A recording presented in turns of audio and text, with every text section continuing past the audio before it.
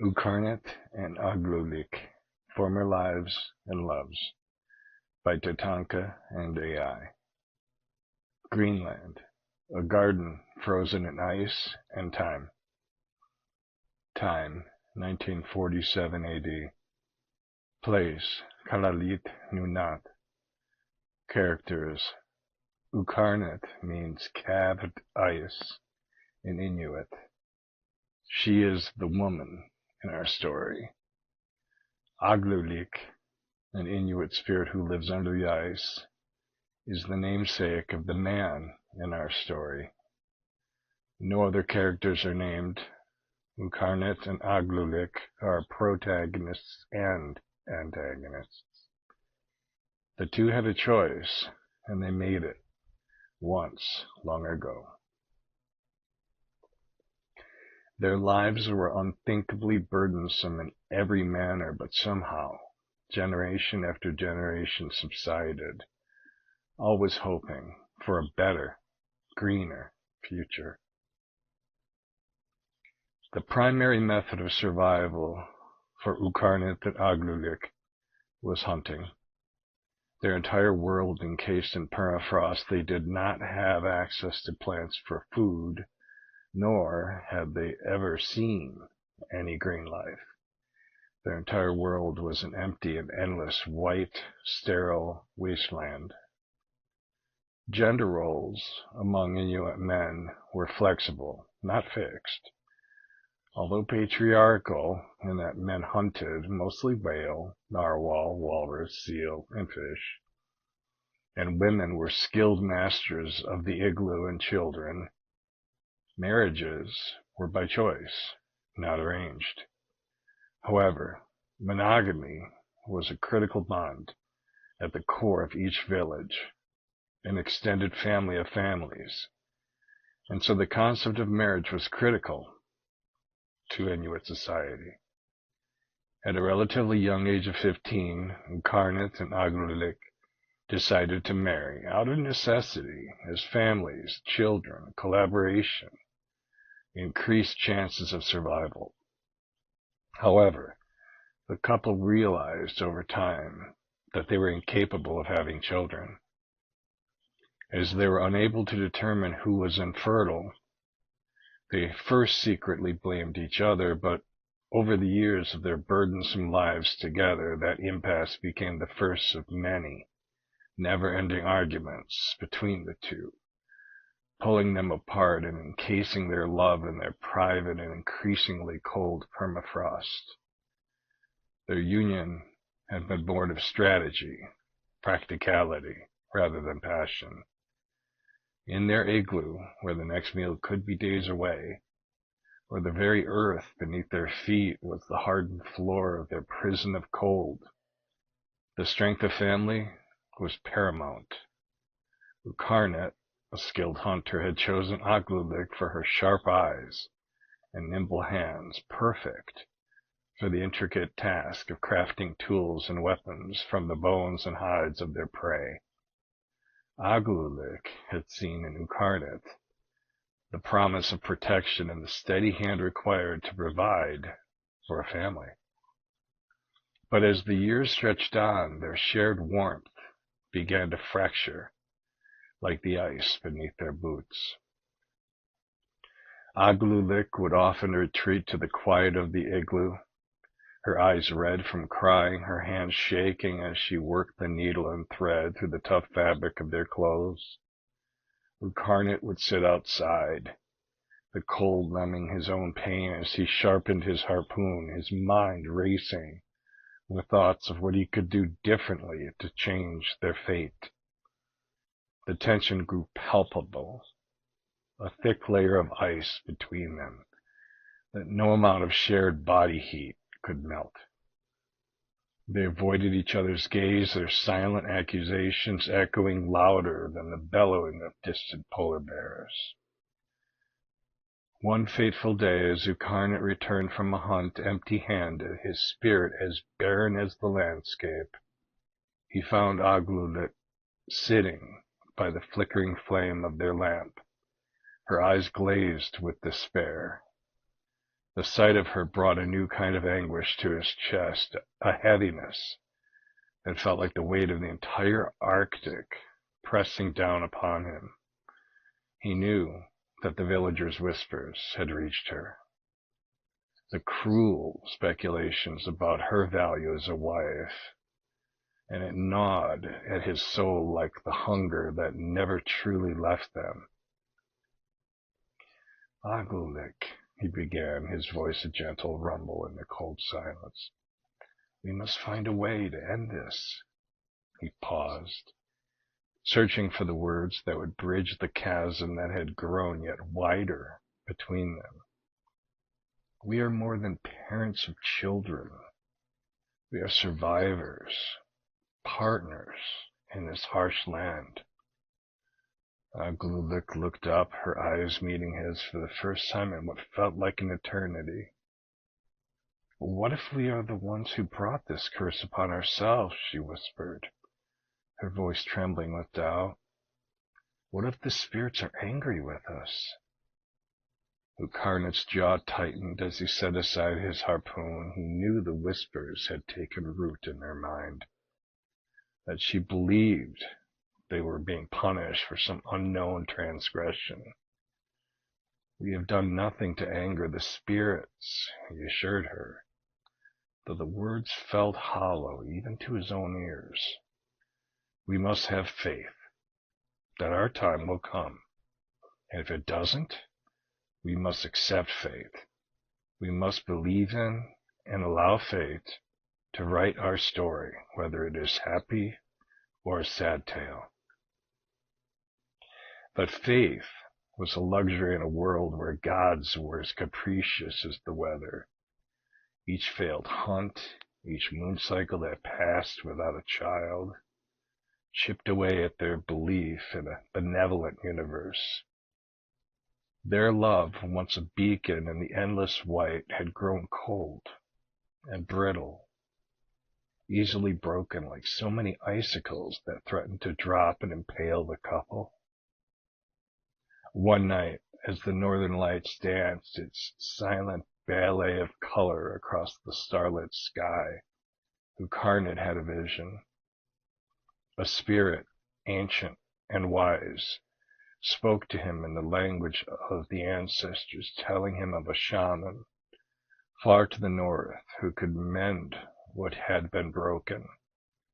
Desperate for a solution, he shared the vision with Agloolik, whose eyes lit up with a flicker of hope.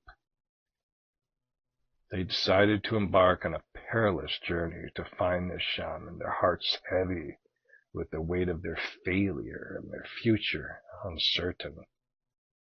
They packed their sled with supplies and set off into the biting cold, the crunch of snow beneath their boots the only sound for miles. The journey was long and fraught with danger, their path littered with the frozen remains of others who had not been as fortunate. As the days grew shorter and the nights grew longer, Uukkarnit and Agloolik faced the harsh realities of their environment. The winds howled, the snow blinded, and the cold bit at their very bones. Yet they pushed on, driven by the fading embers of love and hope that burned within them.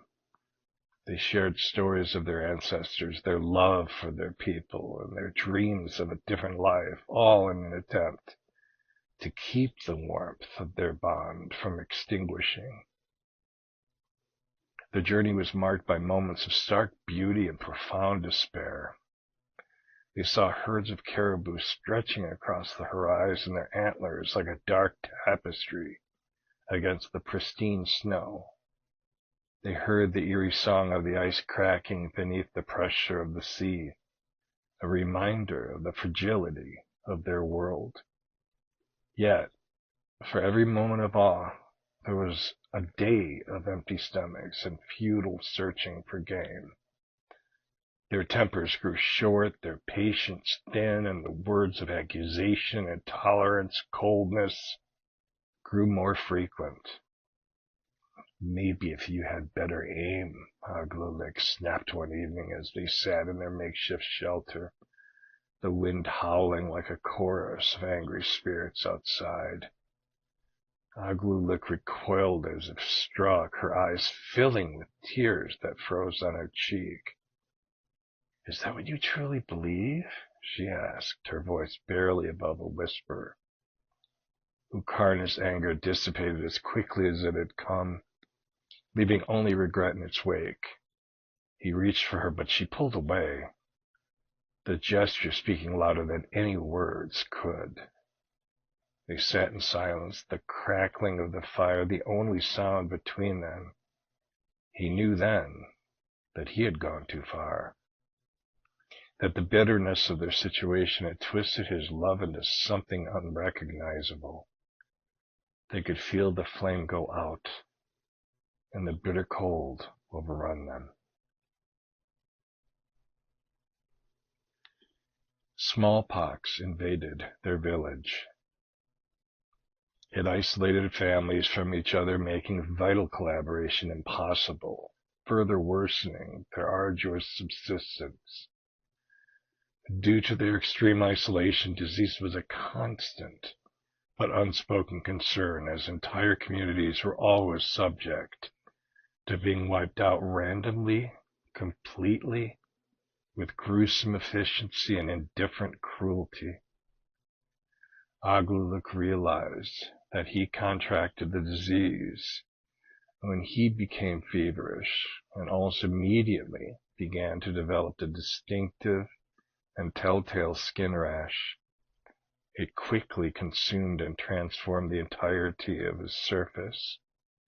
The spots migrated everywhere and became blisters and scabs, eventually falling off, leaving ugly scars in their place. His face, once a depiction of rugged and healthy warrior of this relentless battle to survive, devolved into that of a sickened, weak, and dying man. He was not sure if he was more in fear of the disease's likelihood of taking his life, or the fact that his appearance changed from that of a handsome young man almost overnight into a marked and defeated elder, albeit none the wiser. He was fractured into painful slivers, like a shattered sheet of ice. Just as they married, Uukkarnit and Agloolik knew their only chance for survival was each other. Knowing and ignoring the danger to herself, Uukkarnit tended to Agloolik, caring for him, comforting him in any and every way possible. Uukkarnit, despite her fear, became his beacon of hope. She cared for him tirelessly, her gentle touch as she applied the soothing salves passed down from the elders. The warmth of her care was the only thing that pierced the coldness that had settled deep in his bones.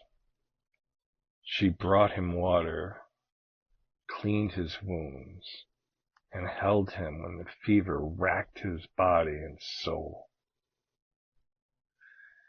Uukkarnit's days were filled with the tasks of nursing Agloolik. She applied the ancient salves with meticulous care, trying to ease the constant burning of his wounds. She whispered stories of their ancestors, hoping the familiar words would guide him back to health, back to her. Each time she changed his dressings, she searched for signs of improvement, but the disease had a cruel sense of humor, playing a twisted game, only dashing her hopes. Meanwhile, the village was in utter disarray.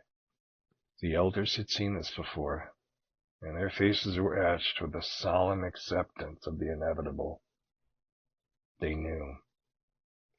that this was a battle that could not be won with weapons and strength, but one that required the resilience of the soul, the human spirit, the healing essence of love itself.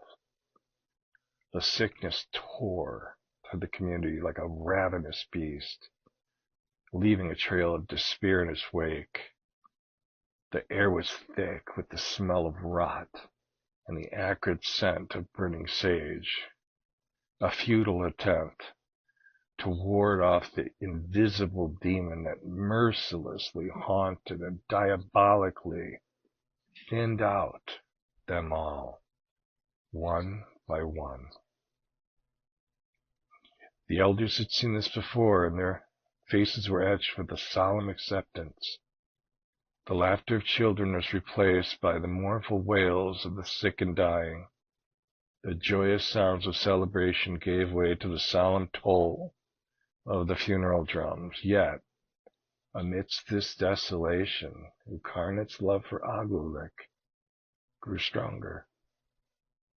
She ignored the whispers of those who suggested she should leave him to face this fate alone, to save herself from her otherwise sealed fate. But for Uukkarnit, the bond of marriage was now unbreakable. Convenient or not, it had transcended to an unexpected and profound love, and so she would remain by his side regardless of the cost. Agloolik's eyes, once bright and full of hope, had turned cloudy, unable to clearly see the world around him. Each day Uukkarnit bathed his face with cool water, feeling the contours of his features change beneath her fingertips. His breathing grew more shallow, and his voice quieted to a mere echo of its former strength. Yet he never complained. His pain was a silent companion that filled their cold igloo with an impossibly colder, heavier, looming presence. Uukkarnit's resolve never wavered. Her love for Agloolik had morphed into a fierce determination to keep him alive. She hunted alone now, her movements swift and silent, driven by the need to provide for her ailing husband. The weight of his survival rested heavily on her shoulders, but she bore it with a stoic grace that belied her fear. Each catch was a victory, a small spark of hope in the dark abyss that had replaced their lives. She carefully prepared the food, ensuring that every morsel had the potential to restore his dwindling strength. Her voice was his eyes now, as his vision continued to ebb, guiding him through the darkening gloom, painting vivid pictures of their shared past and paintings of a bright future they surely would still share. Uukkarnit's exhausting days grew even longer, as her stolen unrest's nights somehow grew shorter. The burden was immense, but she carried it with a silent dignity. She guided his hand to his food, described the texture and taste of each bite, for Agloolik had lost his sense of taste. She led him to the edge of the igloo to feel the wind on his face, for Agloolik had lost his sense of touch. She reminded him of the scent of the sea, for Agloolik had lost his sense of smell. She nudged his memory to again hear the call of the narwhal, for now he was losing his sense of hearing. Her fading voice was his closing eyes now, her waning touch his increasingly distant guide on this cursed path. In these quiet, dark, empty moments, she sweetly and softly sang to him, the lullabies of their ancestors, sung to them as babes, hoping he might somehow hear the melodies to comfort his soul where the salves had failed to soothe his decaying body. Uukkarnit's love was a beacon in Agloolik's ever-darkening world, an unforgiving, relentless, and imploding vacuum. Despite the fear that whispered in her heart, she remained steadfast by Agloolik's side. The igloo that had once been their shelter now felt like a tomb, their existential isolation pressing down upon them, yet she sought strength in the increasingly smothered warmth of his hand, the sound of his shallow breathing, the knowledge that she was not yet alone in this Herculean war with the very gods she once worshipped, but now detested for their abject cruelty. Uukkarnit woke one morning, turned to Agloolik, and as she had begun doing first thing each morning, she gently kissed his sleeping face. Her lips met cold skin. She recoiled, shocked, and beheld him. His face was a horrid gray, void of any color. Shaking uncontrollably, she forced herself to slowly reach over and touch his neck, but her trembling fingers felt nothing other than cruel cold. No pulse, no life. Agloolik had passed on in his sleep, and now Uukkarnit was truly alone. Her eyes snapped open, a scream lodged in her throat and then exploded from her soul. The realization hit her like an avalanche, burying her in a torrent of emotions. She clung to him, her sobs echoing through their igloo. The warmth of her tears fell on his face, creating a stark contrast against the frigid emptiness that now filled the space between them. Her world crumbled around her, her very air seeming to thicken with grief. She whispered his name over and over, as if willing him back to life with the power of her love. For days, she refused to leave his side. She held his cold hands, her eyes locked on his lifeless face, trying to memorize every line, every curve. She talked to him as if he could still hear, sharing the mundane details of her days and the secrets of her broken heart. Her voice grew hoarse, but she didn't care. Their home was now a tomb, a frozen testament to their love, and she was its shackled and buried mourner. She continued to care for him, changing his clothes, combing his hair, as if he were merely sleeping, as if he would wake up at any moment and pull her into his arms. The food they had stored grew scarce, but she couldn't bear the thought of leaving him, not even to hunt. She rationed what they had, surviving on meager portions and her own dwindling strength. The fire in their stove had gone out days ago, and the village knew what the absence of smoke surely meant.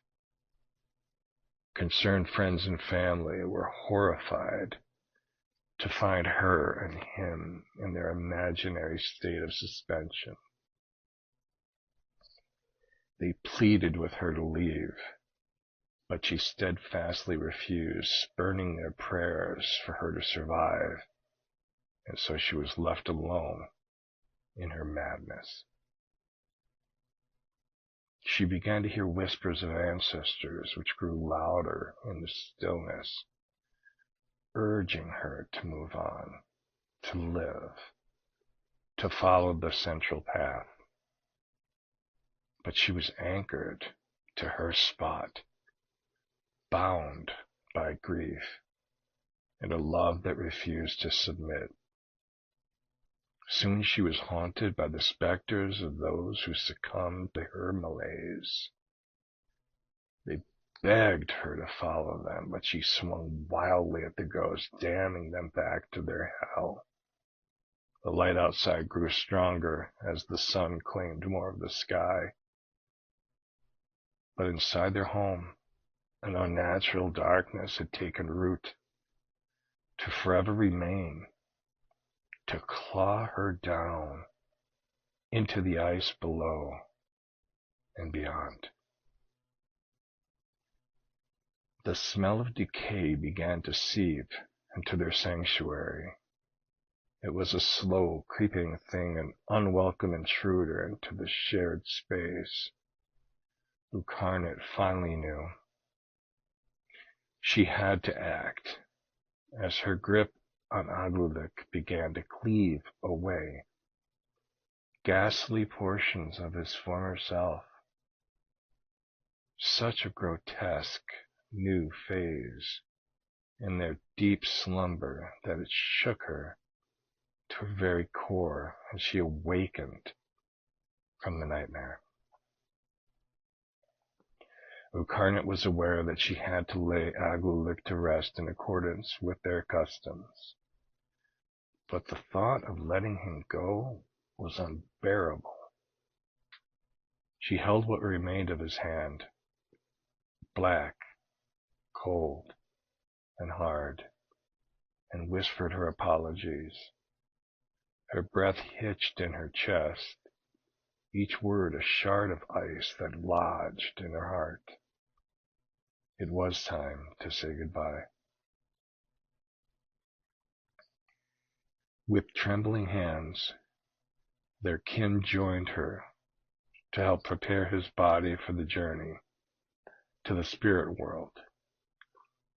They cleaned him meticulously, wrapped him in the warmest skins and furs that the village had.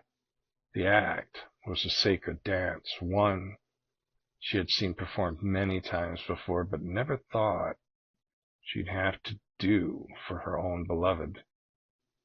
Each movement was a silent prayer, a promise to be with him in spirit, though she knew she'd be left behind in this God-forsaken place she once called home. The light from the window grew stronger, casting a stark contrast on Agloolik's sooty skin. Uukkarnit laid Agloolik's body on their hunting sled, his favorite possessions arranged around him, his hunting knife, a small carving of a polar bear he had made for her, and a piece of amber that had once been warm in the sun. It was a meager offering, but it was all she had left. They pushed the sled out into the blinding daylight, her eyes stinging with tears that froze to her lashes. The snow crunched beneath her boots, a harsh reminder of the cold reality that now surrounded her. The sun reflected off the ice, casting a cruel glow over the barren landscape, mocking her pain.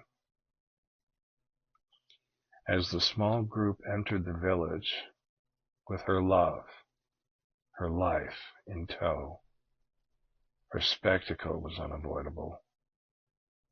A flurry of children scurried in chaos, then parted as the village elder approached her and caught her in his arms as she collapsed. She woke at the water's edge, as prayers and incantations were bestowed upon Agloolik's lovingly wrapped body. She knew this place well. Tradition had it that only there could their ancestors watch over those who crossed over, without the sorrow of the living to distract them. It had been chosen carefully countless generations ago, according to the histories she had learned as a child. A small hill behind them overlooked the frozen sea like some ever-watching sentinel of their departed, guiding them home. It was a peaceful place, one where Uukkarnit and Agloolik had often sat together, sharing stories and dreams of their ancestors, their own pasts, their shared present lives, and their certain future. Now she would leave him there, alone, but not forgotten. The sled was gently slid into the sea, submerging, disappearing into the depths. As she watched, the sled rope disappeared last, until it too was no longer of this world, this life, this path that had ended so painfully with such finality that she could not comprehend it. For a brief moment she opened and allowed herself to feel the excruciating pain of her acceptance of his passage to the unknown. For the first time, and for the last time. Uukkarnit's tears froze to her cheeks, creating a mask of crystal that matched the ice in her heart. She had lost the will to eat, to live, to breathe. The world outside their igloo had become a blur of white, a mirror to the emptiness within her. The phantasms abandoned her. The whispers of the ancestors grew fainter, overshadowed by the deafening silence that Agloolik's absence had left behind. She had tried to keep the flame of hope alive, to believe that somehow he would return, but now all that remained was the cold and dark truth. One late night, Uukkarnit awoke from the pain of a terrible headache and fever. She lacked the strength to bring herself to rise from her empty bed. She could not feed or take care of herself. As the fever raged, further imprisoning her, she accepted her fate without hesitation. The rash began on her stomach, and within a single day covered her head to toe, which pleased her.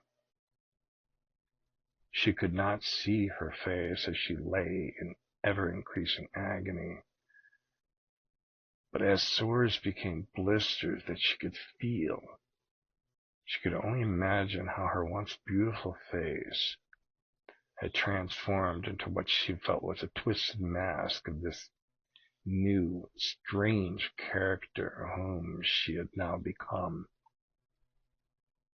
She was an actor in a tragedy that spanned her entire existence, and she knew that this was its final act. Uukkarnit looked forward to the curtain, mercifully dropping, freeing her, so she could rejoin Agloolik. The morning Uukkarnit awoke blind, her sorrow became debilitating regret. Guilt eclipsed pain as she realized that just as she and Agloolik once decided to unite in marriage, that their free will was stolen, as they were forced to forever separate in that life. She had lost Agloolik, and all hope for the future they had imagined as children struggled for years to make real. and then watched in wretched horror as a nightmare absconded with their very lives. But within the darkness she saw light, far off in the distance. Uukkarnit could no longer see the world, but she had no desire to be reminded of any of it, of her lost love, of her lost life, of her wordless but all-consuming loss, as she felt her very self fade into the dark and frozen tundra that crushed her with all its unbearable weight. The light grew on her horizon, and she ran to it. Uukkarnit released. Her spirit rose from her body and turned so she could look upon her own gray, lifeless face. She felt no horror at the sight. Instead, she felt nothing. Like the wind-blasted land that she once called home, she was a barren landscape, an emotional desert, a void.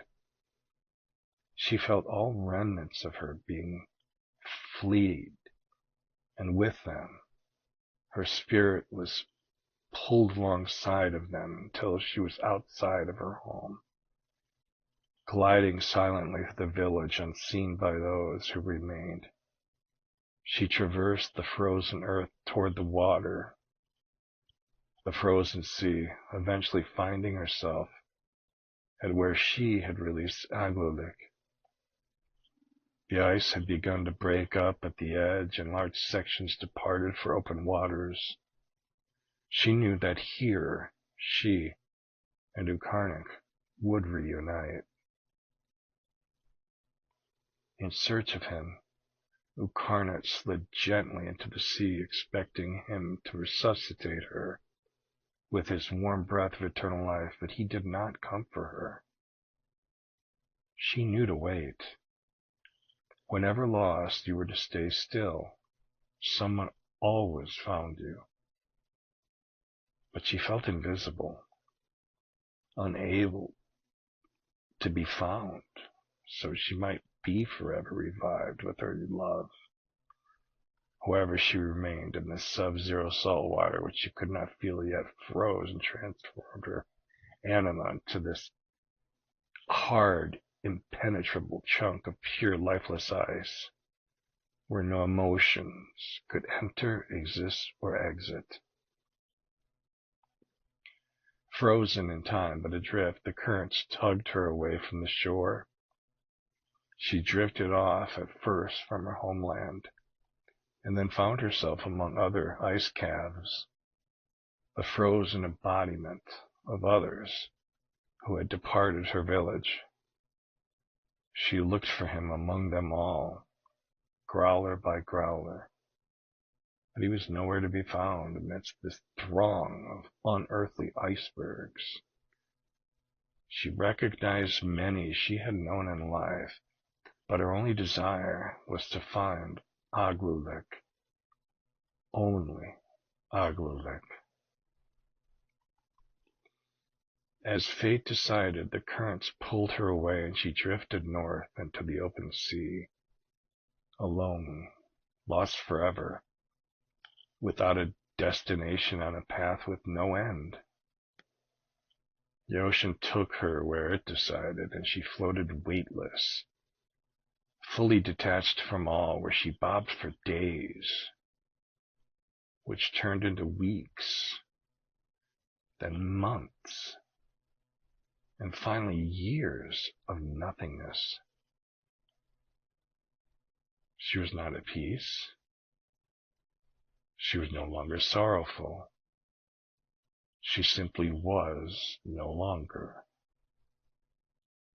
And one night, the darkest night that she had ever seen, she felt herself slowly submerging into the depths.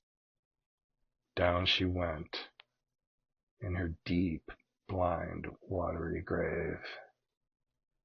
And she was certain that she was thankfully vanishing, for she knew her beloved was forever lost, so perhaps she might find him there. And so, Uukkarnit ended.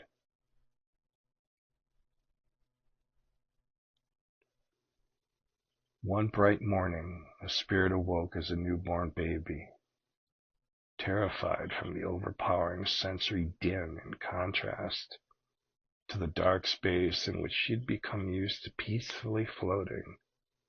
She did not understand anything. This was intolerably confusing at first, but soon her senses began to perceive her existence, her self. She first smelled a pleasing and delicate scent, which much later she understood was all the lavender that had adorned her mother's hospital room. As she opened her new eyes for the first time, she saw only movement, blurs. But as she felt warmth enclose her again, and a heart beating underneath her, the same that had sung her a lullaby for as long as she could remember, slowly she heard the sweetly familiar sound of music, sung softly, a song that she did not yet understand, but she had listened to countless times before, as she had lapsed into a peaceful slumber in her new world.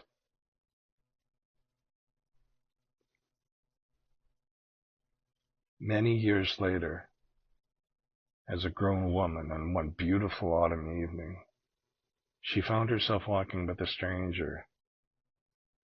As she did, she again heard her mother singing those words, that song, her childhood lullaby. As she realized the journey she was now on was not a new path, but a transfer of recycled energy, some sort of cosmic highway off-ramp to a new destination. She realized that this central path was clearly and brightly illuminated in this new and heavenly city of life. She was reunited, reconstituted, reborn, reincarnated, with her ray of light, life, and love, as she retook his warm hand once again.